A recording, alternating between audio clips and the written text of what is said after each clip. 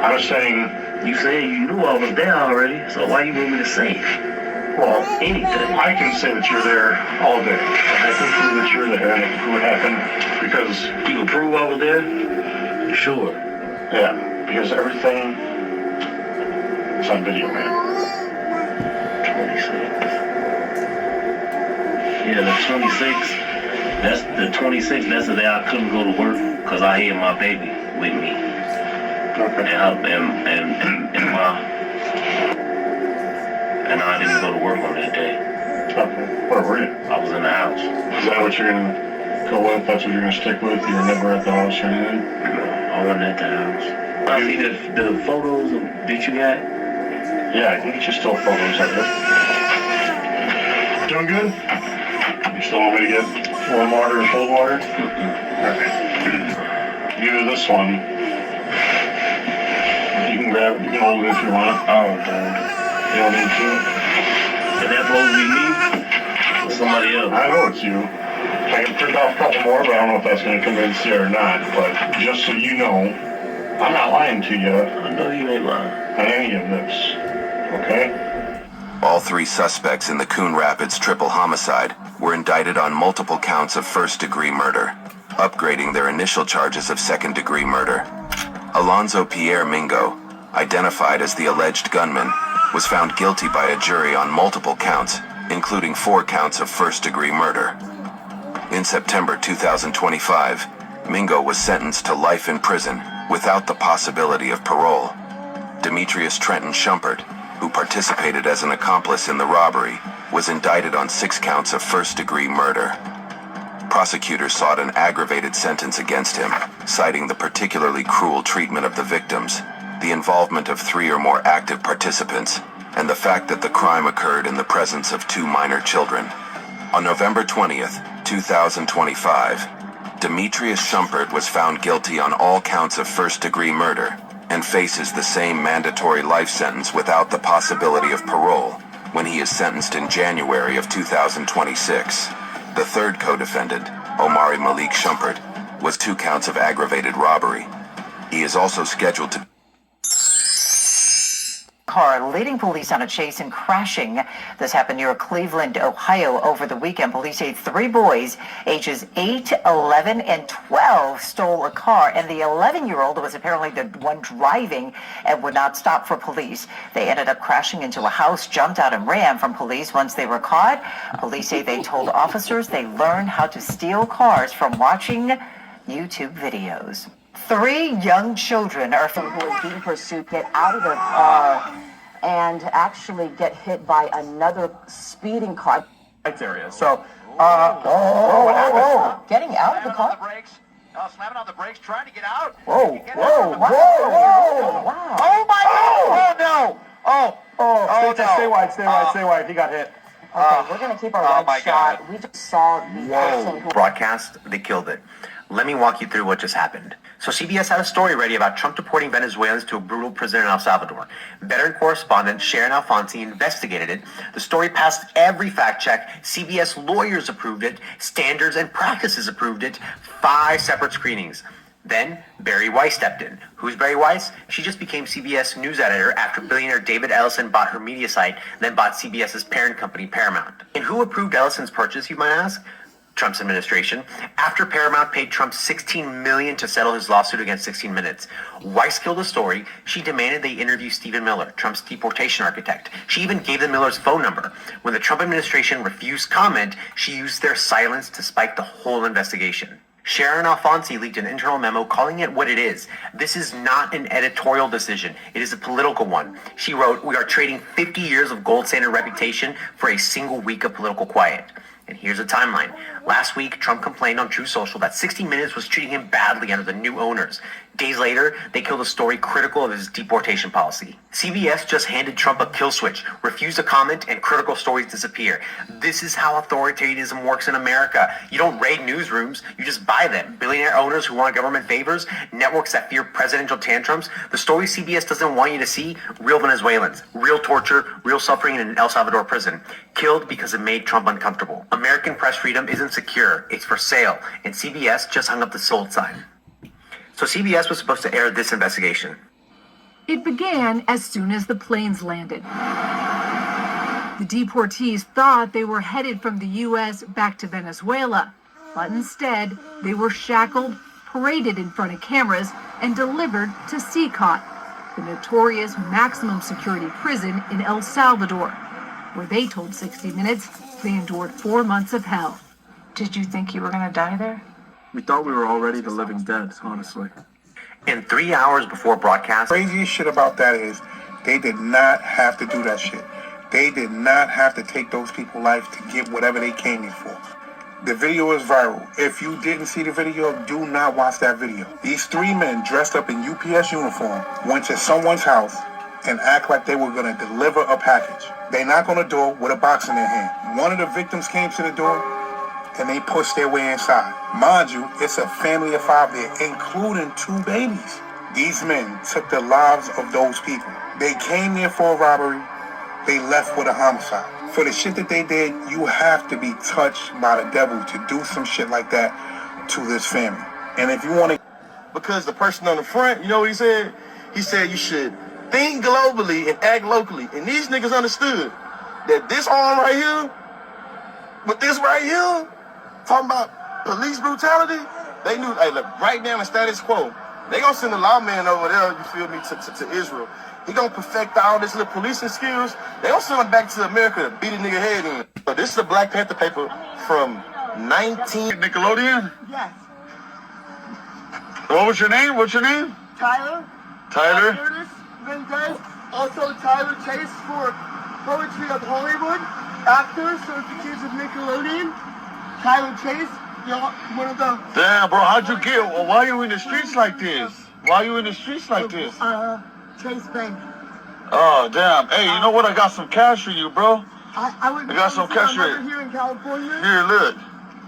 No pressure, sir. May I give you this gift? No, don't worry about it, bro. Don't even worry about it. Don't even worry about it, bro. You are from Persia, Here you go, bro. The Prince of Syria. Damn, that's crazy. Hey, bro, try to get your life better, bro. You know? I'm at star 96.7. Yeah. No, you're good. No, go ahead, bro. Sell it to somebody else. You're good. Thank you. No, bro, you're good. That's YouTube poetry? Yeah, the one on Nick, right? Nickelodeon? Authorities towards Montgomery County. The chase stopped when he was forced into a guardrail where Gart was tased by police after refusing to get out. Officials say there was a... Came off of it, stove burning, and it's still intact. I've been trying to digest that. That's crazy. Just because it's cheap doesn't mean it's food. This is chicken ramen. It's been burning for about 18 minutes now. Underneath it, you'll see the chemicals that came off of it stove burning, and it's still intact. I've been trying to digest that. That's crazy. Damn.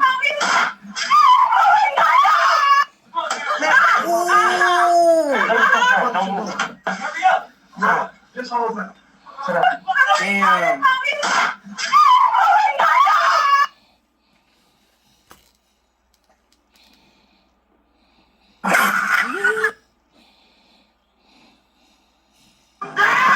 And when Amazon say it's... And I ain't... Come here, kiddo. See, this is why I can't be a cop. I would have just went in there and grabbed the baby. I'm sorry. After rescuing the 2 young children, officers were faced with a horrifying scene. 3 victims, each killed by a gunshot wound to the head. The house was immediately secured, and investigators began meticulously collecting evidence, including physical items and surveillance footage from cameras throughout the home, in an effort to identify the perpetrators. The navy blue Nissan Altima was traced to 39-year-old Alonzo Pierre Mingo, who was arrested later that day after being spotted leaving his Fridley residence. Further investigation, including home surveillance, DNA evidence, and cell phone records, led law enforcement to the 2 other suspects, brothers Omari Malik Shumpert and Demetrius Trenton Shumpert, both of whom were arrested shortly thereafter. All the evidence, from security footage to forensic and digital data, pointed directly to the Shumpert brothers, who had tried to cover their faces, leading straight to the interrogations. And seeing that they use the cell phone records, the same thing Nipsey Hussle was talking about. Saying that they would link your cell phone if you do a crime. And Nipsey Hussle saying when they was doing missions, they would have to leave their cell phones behind because it would be linked to the location. Yep. But it doesn't even matter if they didn't have their cell phones. All cars made basically after 2008, whether the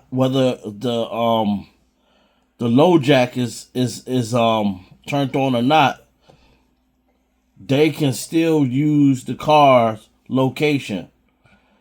So even if you have a new school car, you take a new school car to any location, it can be tracked, whether the GPS is on it or not. Because a car that I had that was made in 2008, I did not opt for the low jack. And that car would still send me emails talking about my tire pressure when I didn't even ask for it. And I bought the car brand spanking new. At the dealership, they asked for my email. So I gave them my email. And they asked me, did I want the low jack? I said, no, I don't want it. You know what I'm saying? Because I had other means of keeping my car secure, because I work on cars. So, but the car would still send me emails. So that's just to let you know, even if you have these new cars, your car can still be tracked. But they're not going to say it in this video. But I'm just letting people know. Police allowed the blaze to burn an hour and a half before calling in firefighters. I don't care what they said. There was no justification for what they did. They done burn up 2 blocks. Explain that. I never imagined that the government would drop a bomb on a row house in Philadelphia. It's an embarrassment to the city of Philadelphia. My name is Ramona Africa, and I was there when the police dropped a bomb on me and my family May 13th of 1985 and killed 11 of my family members. Polygamy signals agency and power. And that's why you hear the saying that women are more attracted to openly polygamous men than cheaters, because openness signals confidence while cheating signals fear. She don't want a fearful guy. She'd rather take an open guy any day. Masculine energy is direct. When you cheat on your woman, it's a major sign of avoidance, not dominance. And that's when it's going to redirect how she thinks of you. Women are more attracted to dominance and clarity than to any specific relationship structure. Avoidance and deception is unattractive, regardless of whether their relationship is monogamous or not. There's so many people who cheat on their partners and they get all anxiety knowing they're not supposed to be places they're supposed to be. They get all scared because it's like a feminine act. Psychology even shows that women are attracted to men that are transparent. Umar, your fears, your Rashads. You gotta understand that women are like cats, so cats are very curious. So when you cheat on your girl, as someone she used to watch on TV as a kid. Turns out he's a former child star who starred on Nickelodeon. Victoria Racano has the details. How are you doing? It's heartbreaking video of a homeless man who was once a child TV star. You might remember Tyler Chase on the Nickelodeon comedy Ned's Declassified School Survival Guide. It ran on the network for 3 seasons from 2004 to 2007. Did you repeat that last part, Ned? I ran out of tape. Tyler played a super smart geek for 33 episodes. Wow, I'm tired. I was up late for today's history test. But this is Tyler Chase today, disheveled, holding his pants up with one hand. What show is it again? Ned's Declassified School Survival. Oh yeah, you're not like Call of Duty. I don't care if you like Call of Duty, bro. If you're a gamer, bro, this shit should impact you heavily, bro. This man basically invented the modern day FPS that we all love and play nowadays. So if you guys didn't know, the creator of Call of Duty, his name is Vince Zampella. He just passed away at age 55 in a car accident, bro. Oh my god. I have 2 in the backyard right now. His name is Clark Del Paz. On the stomach now! On your stomach now! Please. Do not look at me! Where's the 3rd one? He over there. See, after its parts per million of particulate matter reached a certain threshold, that now they're suggesting you stay indoors and close your windows. And if you're elderly or young or have any lung thing going on, you should not be outside. Now, the strange thing about this, and someone correct me in the comments, but they're saying it's a totally natural fog because of winter and the temperature change in the ground versus the air and all that. But then why would it be like toxic? I guess that's because the particulates that are coming off the cities anyway and all the pollution in general, but is staying in place as opposed to, dissipating. But this is a big deal, man. They're warning people. And apparently, according to this guy, it says, Gerald DePalta told Daily Mail that he and his family have been coughing and experiencing congestion for a week. Like, people aren't feeling well. This reminds me of when it was smoky as hell when I was in Edmonton and there was a crazy wildfire. But this is wildfire smoke. Yeah, okay. During these fog events, temperature inversions can trap car exhaust and industrial pollutants near the ground, potentially worsening air quality and causing respiratory irritation. Now, I do 5 that you shouldn't drink. Starting off with Kirkland's Signature. This got a 26 out of 100 causes the contaminant trihalomethane. It's 9 times over the limit and can cause cancer and harm to fetal growth and development. Next up is Trader Joe's Spring Water. 6 contaminants. Fluoride is 89 times over the guideline. Nitrate was 5 times over the guideline. This isn't a good water. Then we have Walmart Great Value Spring Water. 6 contaminants, with bromate being 20 times over the guideline and nitrate being 6 times over the guideline. Then we have Dasani with a score of 0 out of 100. 4 contaminants, with nitrate being 4 times over the guideline and also contains radium and forever chemicals. Then the worst water is Fiji with a score of 0. 12 contaminants, forever chemicals, arsenic, that's 250 times over the guideline, fluoride, which is 374 times over the guideline, and chromium, which is 50 times over the guideline. If you want to know what's in your water, you can download H2O Score and scan any water, and it will tell you the contaminants and if it's safe to drink or not. Download it. Bro, if y'all know me in real life, bro, y'all know I keep everything 100, bro. I'm not sugarcoating nothing, but I tell my whole life story. I don't care. Bro, I'm low-key broke as hell right now, bro, to the point, I gotta work regular. I got all these millions of views working a regular job, bro. I see, I've been on Amazon Flex waiting list for like 6 months, bro. I just started, you feel me? They let me get in there. I just started yesterday. We don't trust you. We don't trust you with the transition, okay? There's a snowball. Right here. It's right here. Hold on. Hold on. Alright. No transition, guys. Don't you guys think that I'm swapping out fucking snowballs and shit? Weirdos.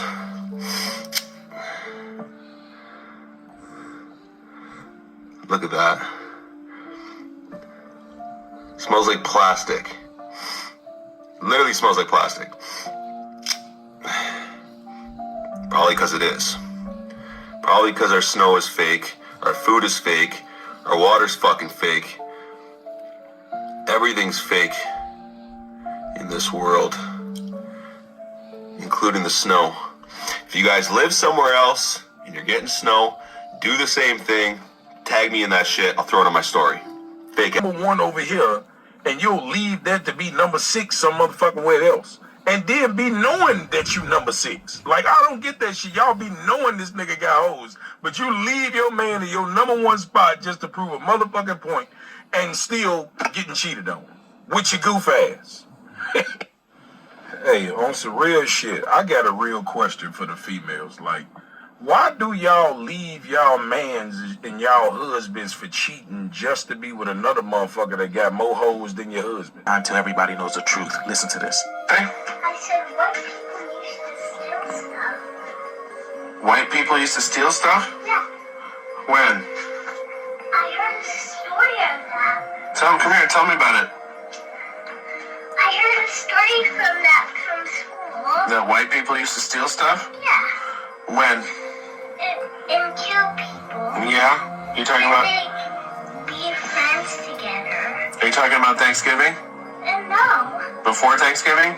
No. Just in general? No, I'm talking about white people used to steal stuff and kill people, but now they were friends. Friends with who?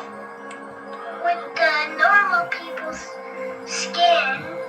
The normal people's skin? Yeah. You mean like Native Americans? Yeah. So first the white people killed the Native Americans and they became friends with them? So who we could have been? How many niggas would have been athletes? How many niggas would have been architects? How many niggas would have been revolutionary inventors? How many niggas would have been extraordinary surgeons? Saying fuck the streets and saying fuck giving up our future. Fuck shortchanging ourselves. Fuck being sacrificed. Fuck being exploited by the system. The funeral homes and mortuaries make $1 billion a year from gun violence. The prison system makes $80 billion a year locking your black ass up, and our communities don't see none of it. Calling niggas marks and bitches for saying fuck the streets is like me calling y'all marks and bitches for letting the police push y'all against the wall and rub. Savon Kim in Flatbush tonight, speaking with people who live in the building. I just see a lot of flies. I don't know what's going on. I just see a lot of flies. A lot of flies flying around. It's crazy. The super used from that building usually put out the garbage on Tuesday to pick up, and you would think that something might have happened before then, or he would have smelled it. East 21st Street in Flatbush, Brooklyn was swarming today with the smell of foul play. It was death in the air. A grisly, gruesome death. Somebody called me and told me that somebody was chopped on the block. So I said, I can't believe it. It was around 9 o'clock this morning when the superintendent of this building saw a tenant place several bags in the trash. Sources say that man is the roommate and boyfriend of the man found dead and dismembered. His torso and head were found in this blue bin wrapped in plastic. It was a crew repairing the street who smelled it first, but that smell had been filling the hallway upstairs for days. This man lives next door to the couple. As soon as that door opened, that whiff would just smack you in the face. And you would have the door closed, but like, you would be like on the other side of the apartment from the entrance, and you would still smell it. It definitely was a body. Several neighbors say the couple would be seen smoking outside every day. Then, over the last few days, they would see only one of them entering and exiting the building in a hurry. Over the last week or two, neighbors could hear a violent physical argument coming from inside their unit. A few days ago, it suddenly stopped. They would start like arguing with each other, and all you would just hear is like boom, boom, boom, oh, screams. Their boyfriend is now being sought by police for questioning. The medical examiner will determine the cause of death. In Flatbush, Brooklyn, Savon Kim, Channel 7, Eyewitness News. New details are emerging about a murder victim in Brooklyn. A man's head and torso were discovered in a plastic bin that was just put out on the street with a bunch of trash. Eyewitness News reporter Savon Kim in Flatbush tonight, speaking with people who live in the building. Spreading fast, especially in Virginia, we understand this morning, where there are reports of more patients, particularly children and senior citizens, ending up in the hospital with severe stomach illness. The Virginia Department of Health says multiple outbreaks are underway. ER and urgent care visits from gastrointestinal symptoms in some areas are above alert levels. Norovirus strikes quickly. Schools are noticing it too. In fact, Fairfax County Public Schools sent letters to parents reporting an increase in students with vomiting and diarrhea at several schools. The risk is real for children, older adults, and those in close quarters settings like schools, daycares, and nursing homes. Health officials also warn that norovirus is just one of several winter illnesses right now. Flu, RSV, and other viruses are circulating as well, making vigilance right now.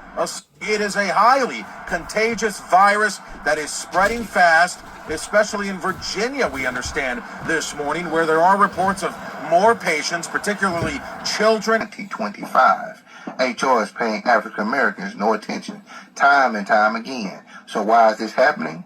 Does it have anything to do with the Trump regime, MAGAs? Does it have anything to do with DEI gone? You let me know, but they're just throwing away our applications. Now this has been... They go full prone across the house to avoid the motion detectors that the homeowner put in place. These two criminals are about to steal over $200,000 worth of gold, watches, jewelry, and carpets. Look at this.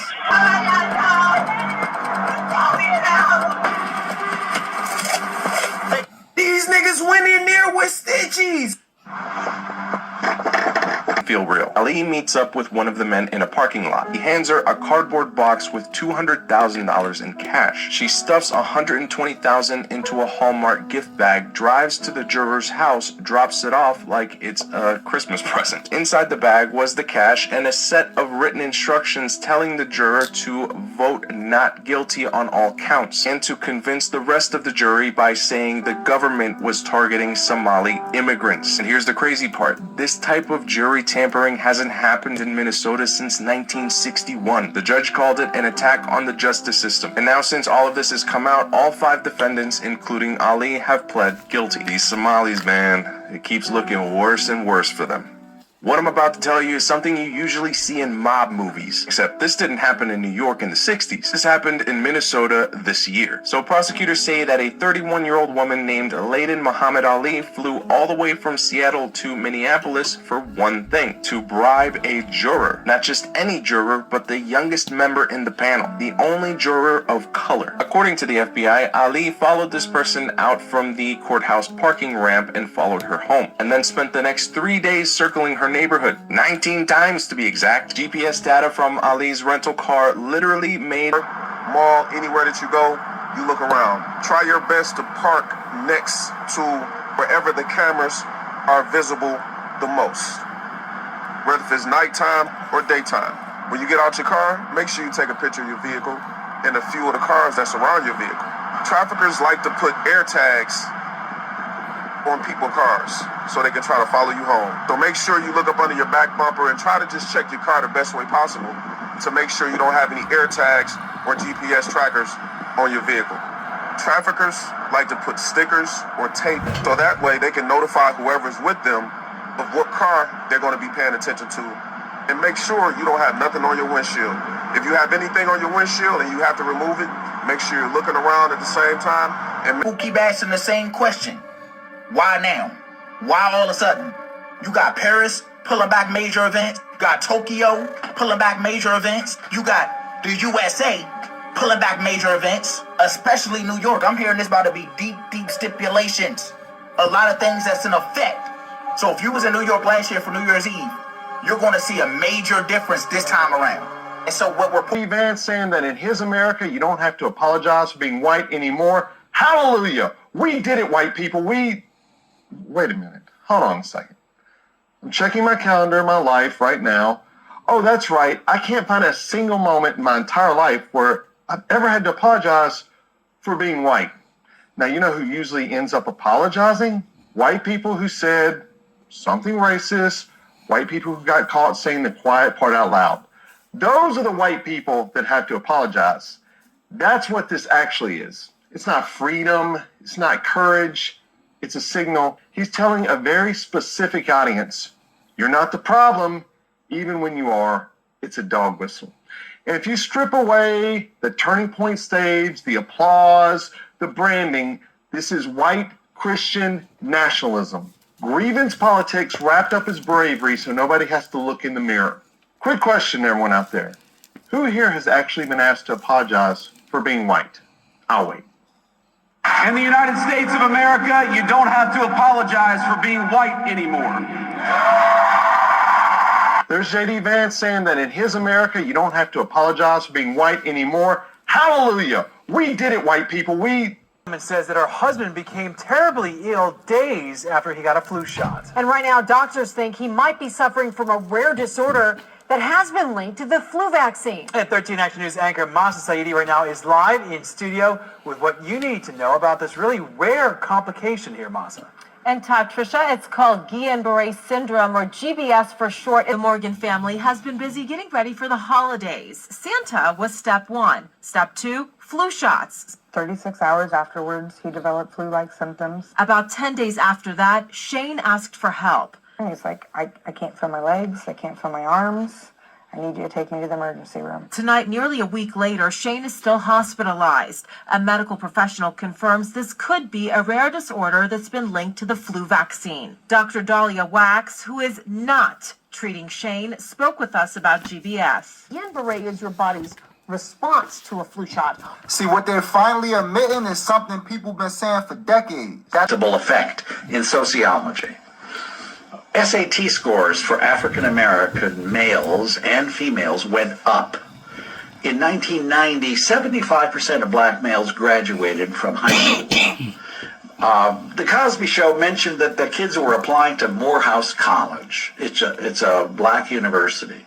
Well, in reality, the enrollments at Morehouse colleges went up 37% because of the Huxtable effect. Now, what? This is Matthew. chapter 6, verses 33. But seek ye first the kingdom of God and his righteousness, and all these things shall be added unto you. Call on Yahweh, Ba'ashem, Yahweh Shai, Ba'ashem V'Kakadash.